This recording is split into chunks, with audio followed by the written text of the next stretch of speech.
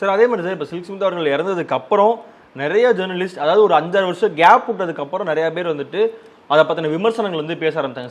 Silk Smitha இறந்தப்போ என்ன நடந்துச்சு தெரியுமா, அங்கே என்னெல்லாம் ஆச்சு தெரியுமான்ற மாதிரி ஒரு சில விமர்சனங்கள்லாம் பேச வராங்க. அதில் வந்துட்டு சொல்லும் போது சில்க் ஸ்மிதா இறந்ததுக்கு அப்புறம் அவரோட உடலை பார்க்கறதுக்கு அவ்வளோ பிரமுகர்கள், அவ்வளோ சினிமா துறை சார்ந்தவங்கலாம் வந்தாங்க. இருக்கும்போது யாரும் பார்க்கல. மேபி இறந்ததுக்கு அப்புறம் அந்த போஸ்ட்மார்ட்டம் பண்ணும்போது வெறும் உடம்பை பார்க்கறதுக்கு அவ்வளோ கூட்டம் வந்துச்சு. அதையாவது ஒரு தடவை பார்த்துட மாட்டோமா, அதுக்கு நான் இவ்வளோ காசு தரேன், இந்த மாதிரிலாம் நிறைய ஜேர்னலிஸ்ட் வந்து சமூக வலைதளங்களில் பேசியிருந்தாங்க சார். இதெல்லாம் உண்மையா? ஃபஸ்ட்டு நிச்சயமாக இல்லைம்மா, நிச்சயமாக கிடையாது. ஒருவேளை அப்படி பேசியிருக்காங்களான்றது எனக்கு தெரியல.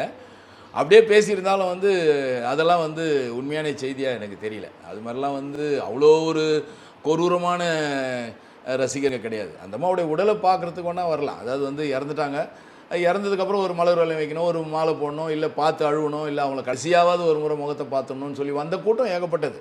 அது வந்து அது கட்டுக்கடங்காத கூட்டம் வந்தாங்க. அதெல்லாம் உண்மை தான்.